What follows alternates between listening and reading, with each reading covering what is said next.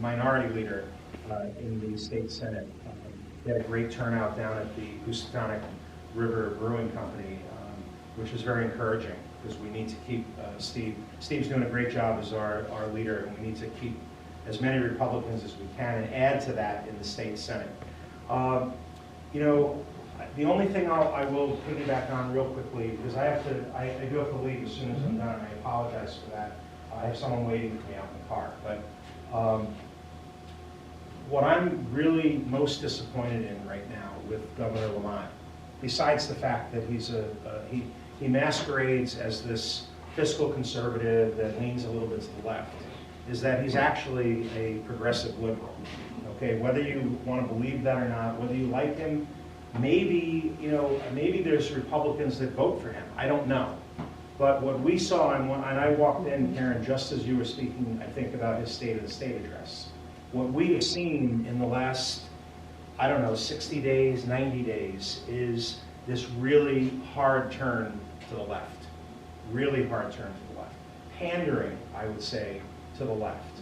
Because the governor has a couple of people who are standing up, one of them being Josh Elliott out of Hamden, who is the most progressive liberal member of the entire assembly.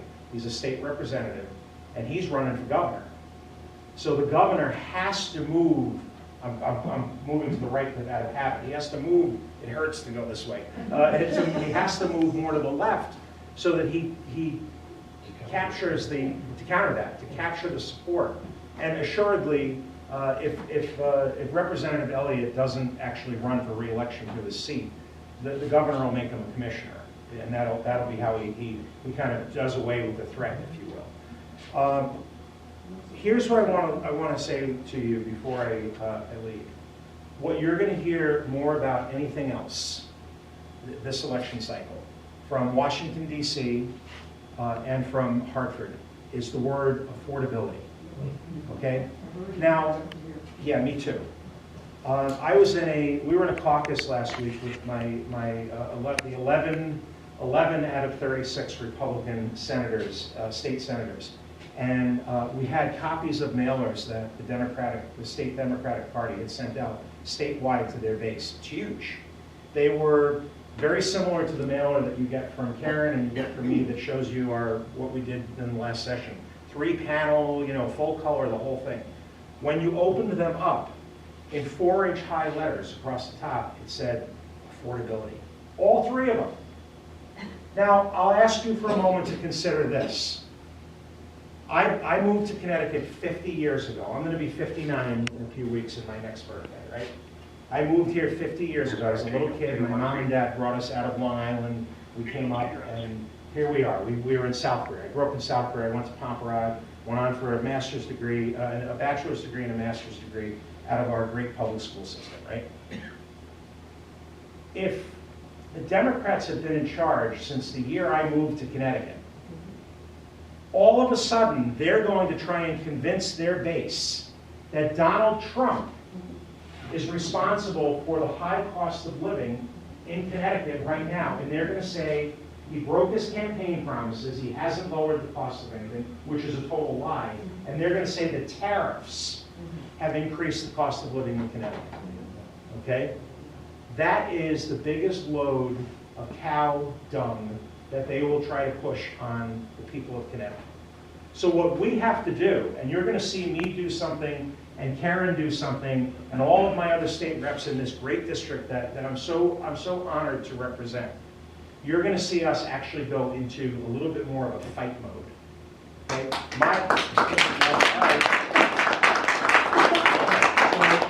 That's very good feedback. Thank you.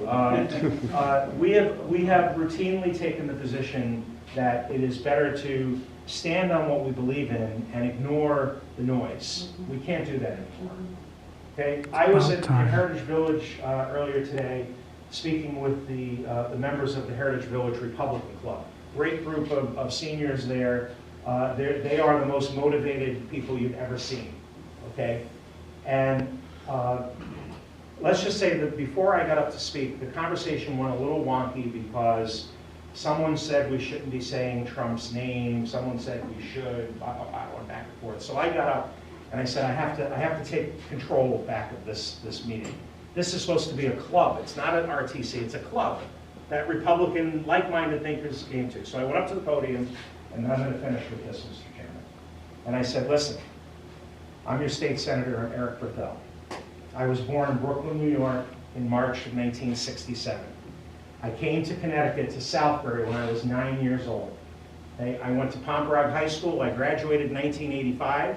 I went on to Manhattanville College, got a bachelor's degree, and to the University of Bridgeport and got a master's degree in education. Okay? And I'm not afraid to say Donald Trump's name. Okay? And they all got up and roared. Okay? That's the facts. That's it. You want to know more about me? Go look online. You want to believe? You have people throw darts at Karen and I because of how we vote and what we do. What we're in right now, the situation we're in right now, is not sustainable. We are at the point where if we lose Republican seats in the General Assembly, okay, we go down to 8, let's say, God help us, in the Senate. We're down to 30 in the House. I don't know what's next. I don't know that it will get reelected. I'm pretty comfortable. I don't ever take it for granted. We always run like we're behind and we're going to lose, because that's how you win. Okay, and you don't take it for granted. But if we go down more in our numbers in the General Assembly, I can't even imagine, and I'm fearful of that. So to the point that Karen, that you were making a moment ago, and that you were making, we have to get people out. We have to drag people out in this election. They do it every year. We have to drag them out and stop. We have to stop this insanity that Donald Trump is a scourge or poison on our country. He's done more in 12, 13 months than the sleepy old guy did for 4 years that brought us to the edge of ruination. All right. I have an event next Wednesday. Did you get my email? You guys have it. Have you been able, you sent it out to the